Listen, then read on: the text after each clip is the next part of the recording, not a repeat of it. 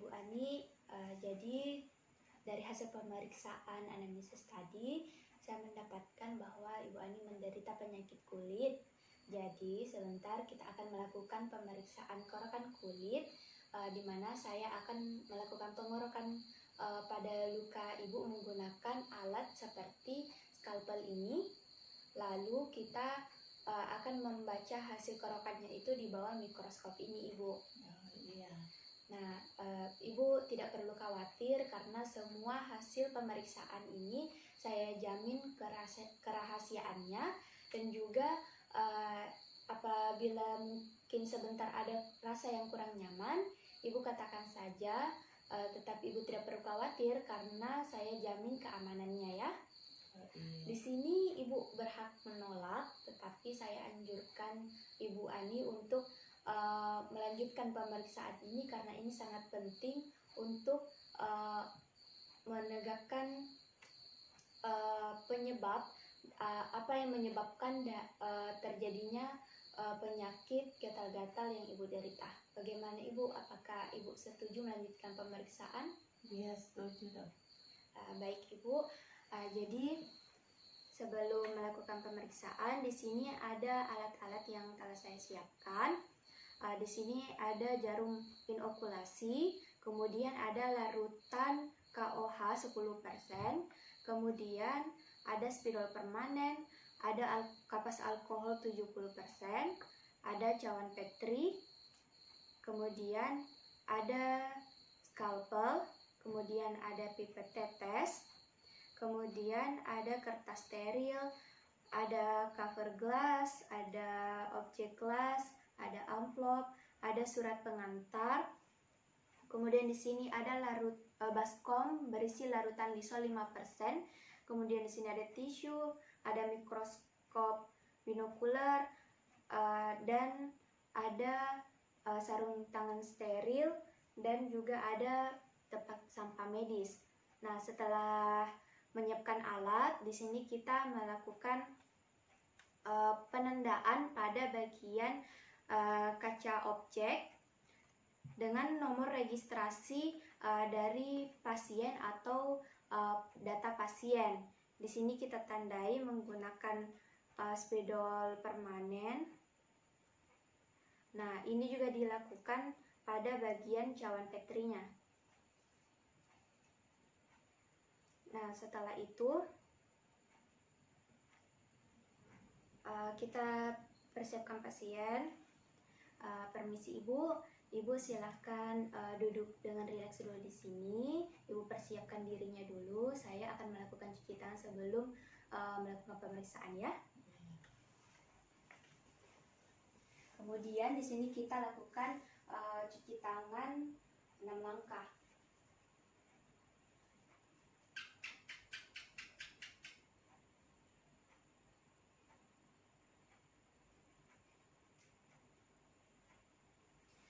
Setelah cuci tangan, kita pakai sarung tangan steril.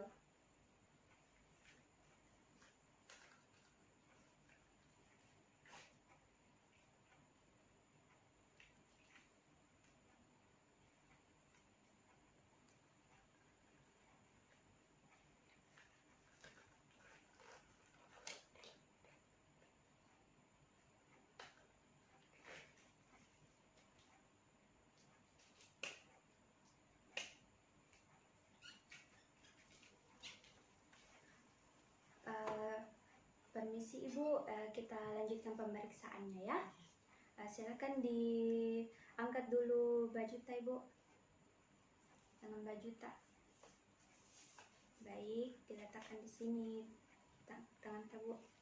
Nah, sebelum melakukan pemeriksaan, di sini kita tentukan dulu lokasi pengambilan spesimennya dengan baik. Nah, di sini pengambilan spesimen yang baik itu kita ambil dari lesi yang paling merah atau lesi yang paling banyak sisiknya. Nah, setelah kita tentukan bagian pengambilan spesimennya, kita lakukan disinfeksi menggunakan kapas alkohol 70%.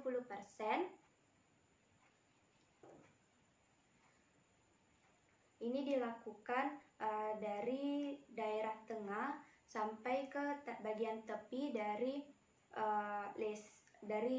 tepi lesi yang akan dilakukan pengorokan. Permisi ya Bu. Iya. Setelah itu kita buang ke tempat sampah medis, lalu kita ambil lagi sekapas alkohol yang baru, lalu kita lakukan disinfeksi kembali. Nah, ini dilakukan dari arah luar ke arah dalam secara melingkar. Nah, kemudian kita lakukan pengorokan menggunakan alat skalpel. Nah, di sini pengorokan itu diambil dari bagian pinggir lesi dengan kemiringan 30 sampai 45 derajat. Kalau sakit bilang di Bu. Ya. Ini dilakukan hati-hati agar tidak terjadi perdarahan. Kemudian setelah itu kita ketukkan alat skalpel ini ke cawan Petri agar semua sisik-sisik atau kulit terjatuh pada cawan Petri. Kemudian setelah itu kita simpan alat skalpel yang telah digunakan pada larutan lisol. Nah, setelah itu tabe Ibu bisa diturunkan tangan tak. Nah, setelah itu kita ambil kaca objek yang telah ditandai tadi, kemudian diletakkan di meja yang datar. Lalu kita ambil larutan KOH 70% sebanyak 1-2 tetes. Nah, setelah itu kita gunakan jarum inokulasi yang telah dibasahi ujungnya menggunakan larutan KOH. Lalu kita ambil bagian serpihan yang tadi, 1 atau lebih, lalu kita masukkan lagi ke dalam larutan KOH yang telah ditetesi tadi di kaca benda.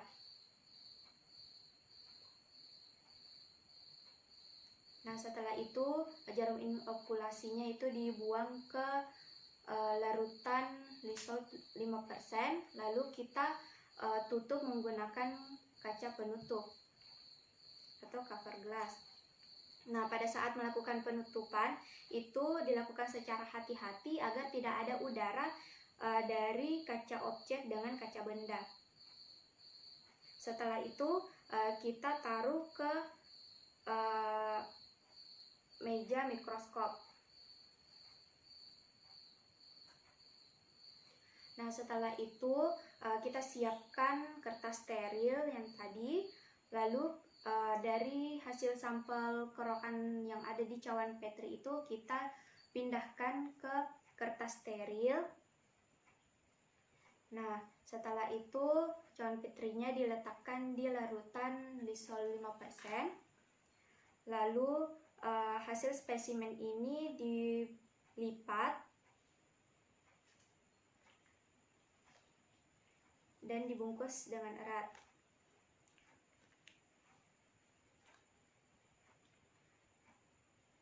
Nah, setelah itu kita lakukan pemeriksaan pada bagian mikroskop. Nah, di sini kita lakukan pemeriksaan pada bagian mikroskop. Di sini ada beberapa ketentuan, yaitu di sini kita turunkan dulu bagian diafragmanya sekecil mungkin. Kemudian kita turunkan kondensornya itu serendah mungkin. Lalu kita lakukan penglihatan dengan pembesaran 10 kali untuk melihat bayangan jelas. Lalu kita cari objeknya. Setelah kita dapatkan objeknya, kita lakukan pembesaran lagi 45 kali. Kemudian setelah itu kita lakukan pengamatan, di mana pembesaran 45 kali ini untuk melihat apakah ada spora, apakah ada hifa, dan apakah bagaimana keadaan dari epitel kulitnya. Nah, setelah diperhatikan, setelah dilihat, di sini pemeriksaannya telah selesai. Lalu kita lakukan pembersihan, di mana kita bersihkan dulu meja menggunakan tisu atau lap yang telah dibasahi oleh larutan Lysol. Kemudian kita bersihkan. Lalu kita buang ke tempat sampah medis. Setelah itu kita ambil spesimen langsung tadi yang telah dibaca di bawah mikroskop. Kita taruh ke larutan Lysol 5%. Nah, setelah itu kita cuci tangan ke dalam larutan Lysol 5% dalam keadaan masih menggunakan sarung tangan. Nah, setelah itu kita lepaskan sarung tangan.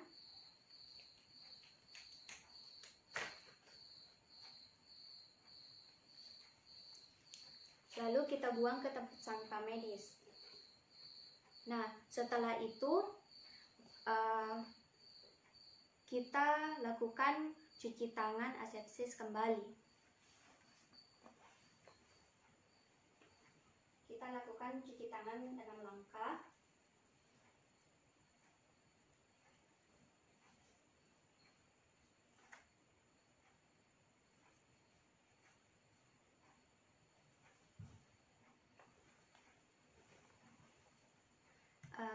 Baik Ibu, pemeriksaan korokan kulitnya telah selesai.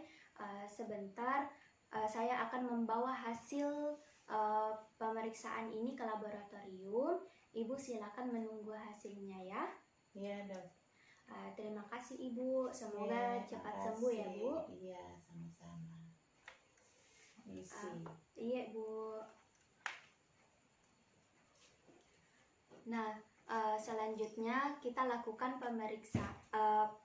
pengiriman surat rujukan dengan pengiriman hasil dari pemeriksaan tadi.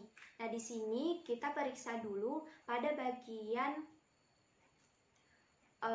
sampel spesimennya tadi, kita lihat apakah rekat atau tidak. Nah, apabila tidak rekat, kita rekatkan menggunakan selotip, lalu kita masukkan ke dalam amplop. Nah, setelah itu kita lakukan pengisian pada lembar rujukan atau lembar pengiriman yang berisikan data pasien, kemudian berisikan jenis permintaan pemeriksaan seperti mikroskopis, kemudian kita tuliskan juga tentang penjelasan penggunaan obat lokal anti jamur atau obat lainnya.